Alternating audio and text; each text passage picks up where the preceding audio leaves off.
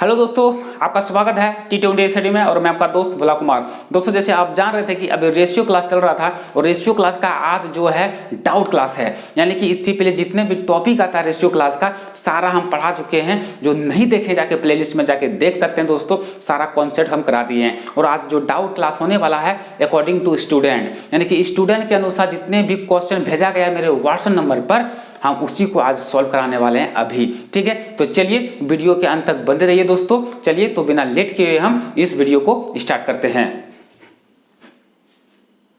तो चलिए दोस्तों, बोर्ड पर लिखा हुआ है क्वेश्चन और स्क्रीन में ऐसे भी दिखता होगा आपको क्वेश्चन। देखिए उसमें कुछ कहा है दोस्तों, कहा है क्या a प्लस बी और अनुपात b प्लस सी अनुपात c प्लस a बराबर दे दिया 6 7 8 और a प्लस b प्लस सी का मान भी 14 दे दिया है। तो c का मान पूछ रहा है, यानी कि इसको हम बोल सकते हैं कि a प्लस b का मान 6 दे दिया है, b प्लस c का मान 7 दे दिया है, c प्लस a का मान 8 दे दिया है। तो इसको हम लोग करते हैं क्या है, इसको जोड़ के बराबर इतना कर सकते हैं कि नहीं, तो हमको पता चलेगा a प्लस बी प्लस सी का मान इसे जैसे दिया है उसके हम मान रख सकते हैं, उसका वैल्यू उसके जगह पर। तो चलिए, यानी कि 2 को a है हुआ, देखिए 2 को a है, 2 को b है, 2 को c है, यानी कि इसको लिख सकते हैं हम लोग 2 को a plus 2b plus 2c ऐसे लिख सकते हैं कि नहीं।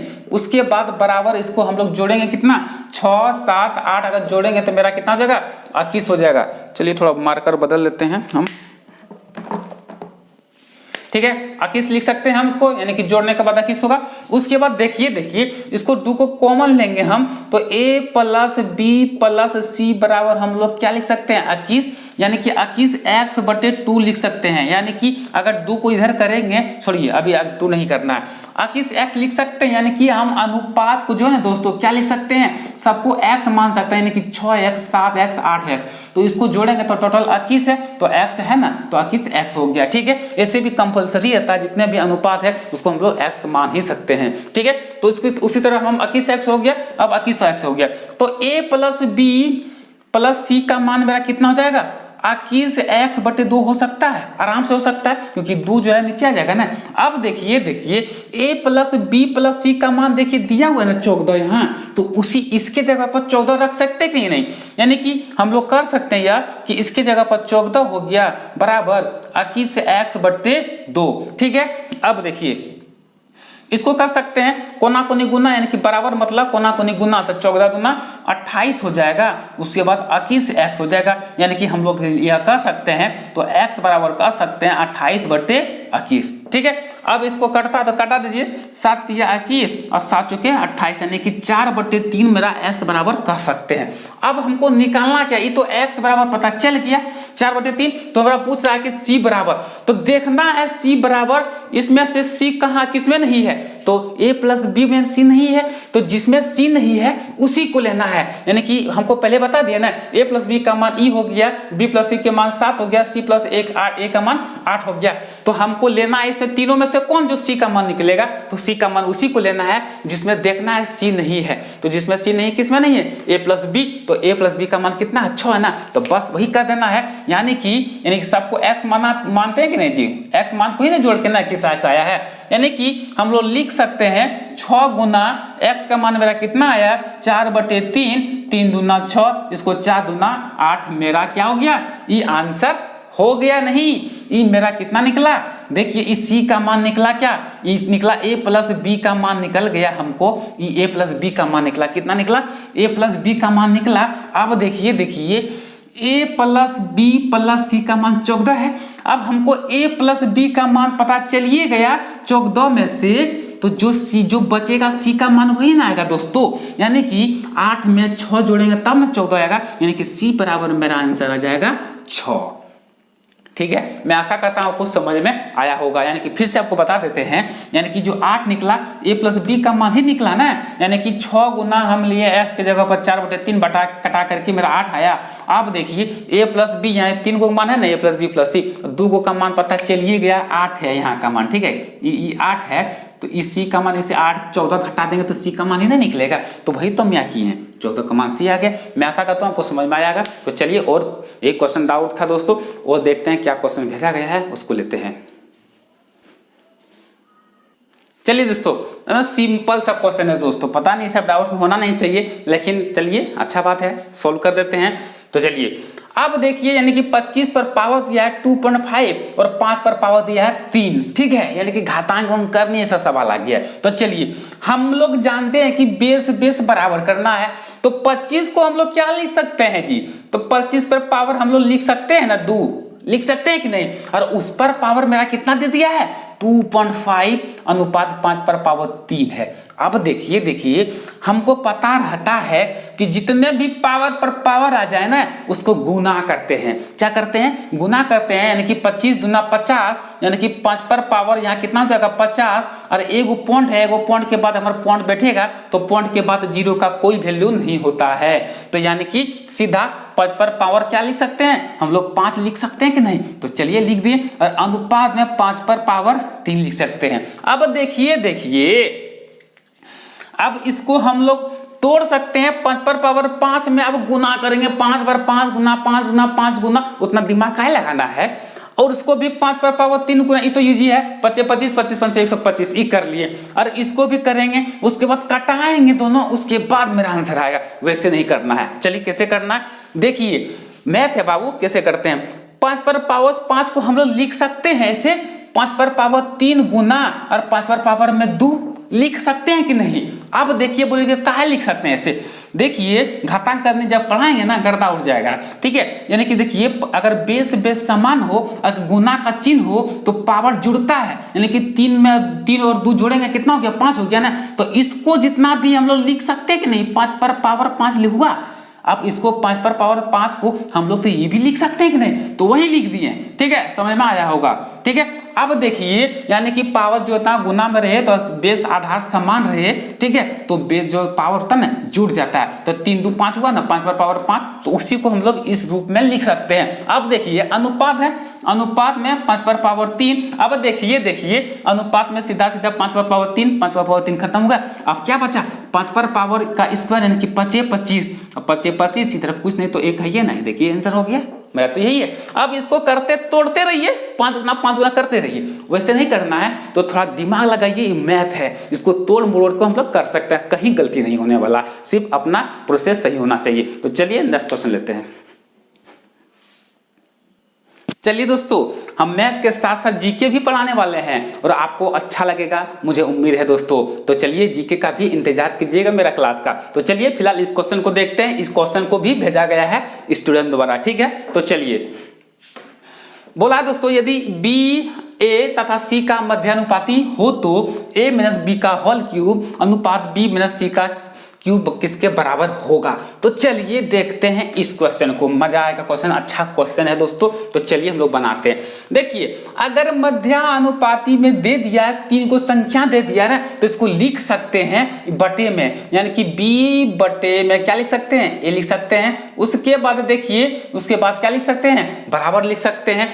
उसके बाद देखिए क्या करना है c है ना, तो c को क्या लिख सकते हैं c बटे में, तो c बटे में हम लोग क्या लिख सकते हैं b लिख सकते हैं। देखिए c बटे में b लिख सकते हैं, या फिर आपको इस समझ में नहीं आता है तो देखिए इसके अलावा हम लिए एक तरीका और अपना सकते हैं। जैसे बताए तो हम फर्स्ट क्वेश्चन या फिर जितना भी क्लास रेशियो कर लिए हैं टाइप बाय टाइप पढ़ाए हैं। जब मध्यानुपाती बोले तो उसको रूट में ले लेना है, रूट में क्या ले लेना है a अनुपात c को, यानी कि a c को रूट में लेना है। तो b बराबर तो हमारा पूछिए रहना ना, यानी कि b कोमा a तथा c का जो है मध्यानुपाती क्या होगा, यानी कि फर्स्ट यानी कि b को अगर हम मान लगते हैं तो इसको रूट में ले लेंगे, यानी कि b बराबर मेरा हो जाएगा a अनुपात c। तो सीधा ये भी कर सकते हैं, लेकिन अब इसको भी सॉल्व करना है तो चलिए इसको भी कर लेते हैं। तो b बराबर कैसे आएगा, b गुना में b करेंगे तो b स्क्वायर हो जाएगा बराबर ac करेंगे ना।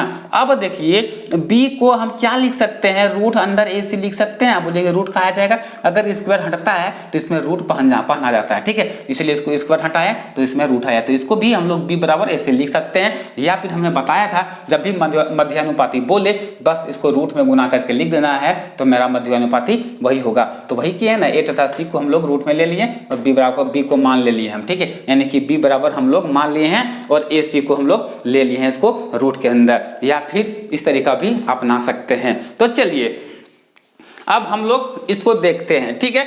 अब पता चल गया ये दो तरीका बता दिया, b बराबर ऐसे भी निकलेगा, b बराबर डायरेक्ट निकाल सकते हैं मध्यानुपाती यानी कि रूट के अंदर दोनों को गुना कर दिया जाएगा। अब देखिए इसको सोल्व करना है हमको। अब देखिए क्या करना है, ठीक है, इसको सॉल्व करते हैं, बस इसी को ना निकालना है। देखिए b बराबर मेरा कितना दिख रहा है, रूट ए सी लिखना निकला है कि नहीं। अब देखिए यानी कि a को हम लोग लिख सकते हैं, मान बैठा दीजिए, ठीक है, a माइनस b का मान कितना आया है, रूट में ए सी, उसके बाद होल स्क्वायर तो होल क्यूब दे दिए, स्क्वायर नहीं क्यूब है, ठीक है, अनुपात। अब देखिए b का मान तो फिर वही है रूट में ए सी, ठीक है, उसके बाद माइनस सी तो कुछ है नहीं, तो सी को सी ही रखना है, ठीक है, तो सी पर होल क्यूब है। अब ये कर दिया है, ठीक है।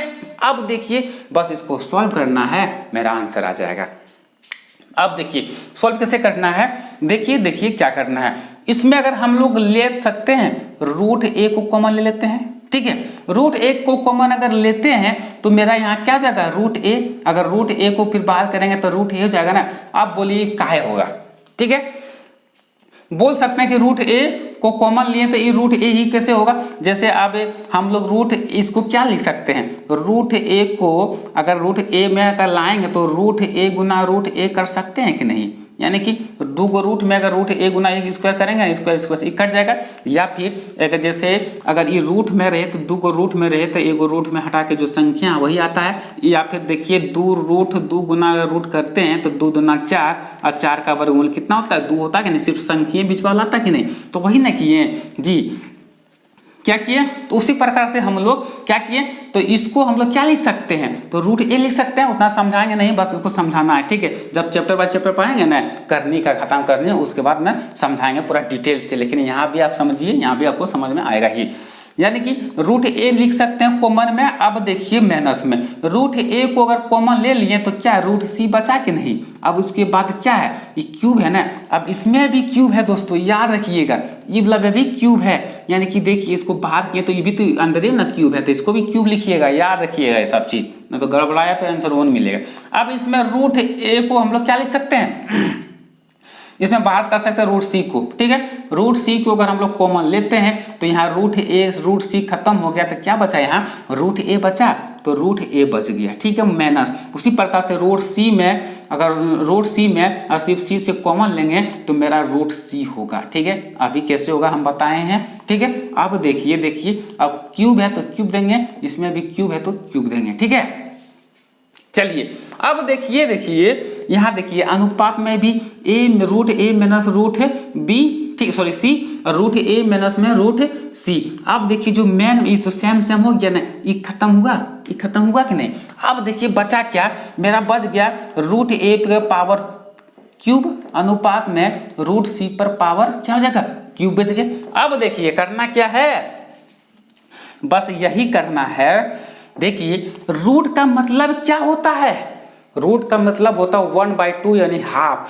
तो अगर हम लोग तोड़ेंगे ए को, अगर तोड़ेंगे हम लोग 1/2 में, उसके बाद यहाँ गुना में क्या है दोस्तों 3 है कि नहीं, यानी कि पावर पर पावर जितना आता है गुना होता है, ठीक है। उसी तरफ सी को भी क्या लिख सकते हैं, रूट को हटाएंगे तो 1/2 लिखते हैं, और क्यूब में तो है ही ना, क्यूब में गुना करेंगे।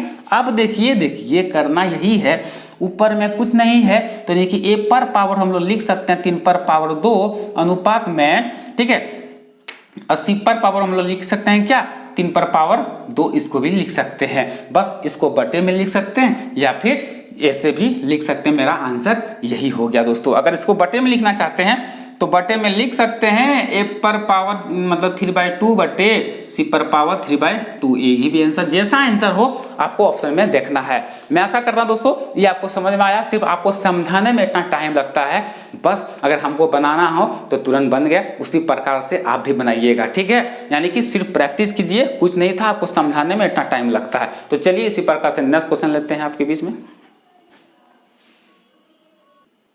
चलिए दोस्तों नेक्स्ट क्वेश्चन दिया है, ये तो क्वेश्चन बहुत सिंपल था दोस्तों, ये तो बनना ही चाहिए, तो चलिए फिलहाल नहीं बना तो हम बना ही देते हैं, ठीक है। दिया गया है ए अनुपात बी बराबर दे दिया है मेरा 4:9, उसके बाद दे दिया है ए अनुपात सी बराबर मेरा कितना दे दिया है 2:3 दे दिया है, यह दिया है। अब हमको पूछ रहा है कि ए प्लस बी का अनुपात और ए प्लस सी का अनुपात क्या होगा। चलिए इसको हम लोग बनाते हैं। कैसे बनाना है दोस्तों, हमको ऐसे बनाना है कि हमको पहले पता करना है ए बी सी का अनुपात, उसके बाद मान बैठा देंगे, मेरा आंसर आ जाएगा। ठीक है, तो कैसे बैठाएं, चलिए हम बताए थे कि अगर रेशियो निकालना है दो तरीका से कि जो जो कॉमन मिले, तो कॉमन ए और ए मिल रहा है ना, कि यानी कि ई जो कॉमन मिल रहा है ना इससे गुना करेंगे, और इसमें जो कॉमन है इससे गुना करेंगे, यानी कि एक जो है ए का मान कितना 2 ना, तो 2 से इसको गुना करेंगे, क्या करेंगे 2 से इसको गुना करेंगे, और इसमें क्या कॉमन मिल रहा है 4 ना, तो 4 इससे गुना करेंगे। अब देखिए 2 चौके 8 हो जाएगा और 2 नमा 18 हो जाएगा। उसके बाद देखिए 4 तिया 12 हो जाएगा। ये पता चल गया, ये ए अनुपात बी अनुपात सी का मान पता चल गया। अब बोलिएगा इसको कहाँ ना लिए, देखिए ये तो बी ए ऑलरेडी तो निकल चुका है, 4 दूना 8, इसको भी गुना करेंगे तो 4 दूना 8 न होगा, और यहाँ तो 8 ऑलरेडी निकाल चुके हैं, तो बस उसको जरूरी नहीं है। तो पता चल गया दोस्तों ए बी सी का मान, या फिर इसको छोटा और कर सकते हैं, तो कर दीजिए ना 4 9 और 6, अब इसे छोटा होगा ही नहीं। अब देखिए ए बी सी का मान पता चल गया, अब जोड़ के खाली बैठा दीजिए ना ए प्लस बी, यानी कि ए प्लस बी जोड़ेंगे 4 और 9 कितना हो गया 13 ना, तो 13 लिख देंगे या फिर अलग अलग लिख देंगे क्या, चलिए ये होना लगे अलग लिख देते हैं आपको समझने के लिए। ठीक है, ए का मान कितना 4 और सी का मान कितना 6 हो गया कि नहीं, 9 4 कितना 13 हो गया ना, और 6 4 कितना हो गया 10 ना, तो यही तो बोल रहे हैं आंसर, कुछ है कि क्या, बस सिंपल सा क्वेश्चन था। ठीक है, तो चलिए इसी प्रकार से वो देखते हैं कि कुछ क्वेश्चन भेजा दोस्तों ने, उसको हम देखते हैं, सोल्व करते हैं। चलिए एक भाई ने इस क्वेश्चन को भेजा है, ये क्वेश्चन ये भी इजी है, तो चलिए इसको देखते हैं। बोला कि x अनुपात y बराबर दे दिया है 4 अनुपात 5 हो तो बस इसका मान ज्ञात करें। बस सिंपल सा मान तो दे ही दिया ना जी। अब देखिए इसको सॉल्व करना है, यानी कि 3 यहाँ कुछ नहीं तो गुना रहता है, x का मान मेरा कितना 4 दे दिया है, बस 4 करना, प्लस y का मान कितना है 5 दिया तो 5 करेंगे, उसी प्रकार से इसको भी करेंगे, 5 गुना में 4, x कितना है 4 तो 4 दे देंगे, प्लस और 3 गुना में y मेरा कितना है दोस्तों 5 न है, तो 5 करेंगे, बस इसको सॉल्व करेंगे, मेरा आंसर आ जाएगा। यानी कि 4 तिया 12 और 12 5 कितना हो गया 17 हो गया ना, उसके बाद 5 के 20 यानी कि इसको 20 हो गया, उसके बाद 5 तिया 15 यानी कि कितना हो गया 20 और 15 कितना हो गया 35 न हो गया। अब इसको हो गया मेरा आंसर, ये तो हो गया, कुछ था ही कहाँ। तो चलिए दोस्तों और कुछ भाइयों ने क्वेश्चन भेजा है उसको देखते हैं। हाँ दोस्तों, इस चैनल में जो है ना जीके जीएस का भी क्लास स्टार्ट होने वाला है, और जीके जीएस का जो क्लास लेंगे हम ही लेंगे दोस्तों, और मुझे पूरा उम्मीद है कि आपको अच्छा लगेगा। तो इसलिए दोस्तों जो चैनल को सब्सक्राइब नहीं किए हैं वो कर लीजिए, और बेल आइकन की भी घंटी दबा दीजिएगा, ताकि जितने भी वीडियो हम डालें सबसे पहले नोटिफिकेशन आप तक पहुँचेगा। तो चलिए इस क्वेश्चन को हम लोग देखते हैं। बोला कि दोस्तों एक विद्यालय के छात्रों की कुल संख्या 660 थी, यानी कि टोटल 7 कितना 660 थी टोटल स्टूडेंट। तो बोल रहा है कि उसमें लड़कों तथा लड़कियों का अनुपात 13:9 थी, यानी कि 13:9 थी, ये हो गया बॉय और ये हो गया गर्ल का अनुपात। ठीक है, उसके बाद बोला जाता है कि 30 लड़कियां विद्यालय में आ गई और कुछ लड़के चले गए। तो बोलता है कि इसके दौरान तो लड़के तथा लड़कियों का नया अनुपात 6:5 हो गया, तो अतः विद्यालय में जाने वाले लड़कों की संख्या कितनी थी। तो देखिए बस कुछ करना नहीं है, यानी कि 13:9 लड़का लड़कियों का टोटल दिया, इतना छात्र है, टोटल छात्र मेरा कितना 660 है। तो हम लोग पता कर लेंगे कि इसमें कितना लड़का और कितना लड़की है। तो देखिए पता कर लेते हैं, तो दोनों का अनुपात कितना 13 और 9 कितना हो गया 22, तो अनुपात 22 का मान मेरा कितना हो गया 660 हो गया, और अनुपात 1 का मान कितना हो जाएगा, इसको यानी कि 30 से गुना करेंगे, 3 दूना 6 3 दूना 6 यानी कि हो जाएगा 30। ठीक है, अनुपात 1 का मान पता चल गया। अब बॉय का मान पता करेंगे, तो बॉय बराबर कितना 13 है, 13 में 30 करेंगे तो मेरा 13 तिया 39 390। अगर गर्ल का बात करें दोस्तों, यानी कि 9 गुना में कितना करेंगे 30 करेंगे, 9 तिया 27 यानी कि 270। अब देखिए बॉय का हमारा 390 और गर्ल का 270। अब जो बोले उसको करते चलिए, यानी कि अब बोलता है कि 390 तो लड़का है, लेकिन लड़कियां जो 270 था अब प्लस 30 हो जाता है, यानी कि मेरा कितना 300 होगा कि नहीं। ठीक है, यानी कि 270 था, बोलता कि बाद में 30 लड़कियां हो जाता है, यानी कि 270 था पहले, अब 30 आ गया, कितना हो गया 300। और बोलता है कि नया अनुपात में मेरा कितना हो जाता है, अनुपात दिया है, अनुपात में मेरा 6:5 हो जाता है, तो 6/5 हम लिख देंगे। अब देखिए बोलता कि कुछ लड़के चुजाना क्या होता है कि कुछ लड़के जो है चले जाते, तो कुछ 390 में कुछ चला गया, यानी कि x चला गया है कि नहीं, x चला गया। तो x जब चला गया, अब इसको सॉल्व करेंगे, मेरा आंसर आ जाएगा। तो देखिए बराबर में सीधा सीधी कट जाता है। ठीक है, 5 छक्के में 30 यानी कि 6 हो गया। अब देखिए गुना आ जाता है, यानी कि 390 माइनस में x, उसके बाद चाचा आएगा 36 यानी कि 360। ठीक है, अब देखिए अगर x बराबर करेंगे ना तो 390 माइनस में 360 करेंगे मेरा, यानी कि तो कितना हो जाएगा दोस्तों। ठीक है, माइनस कैसे हो गया, इसको बराबर किधर लिए ना तो मेरा माइनस हो गया, इसको बराबर किधर किए तो प्लस में आ गया x। ठीक है, तो x बराबर में हो जाएगा मेरा 30, यानी कि मेरा कितना लड़का चला गया था, x लड़का चला गया, यानी कि 30 लड़का चला गया था। तो दोस्तों यही अंत करते हैं दोस्तों, क्योंकि जितना भी क्वेश्चन था लगभग हम सॉल्व कर दिए, जितना भी भेजा गया था दोस्तों द्वारा।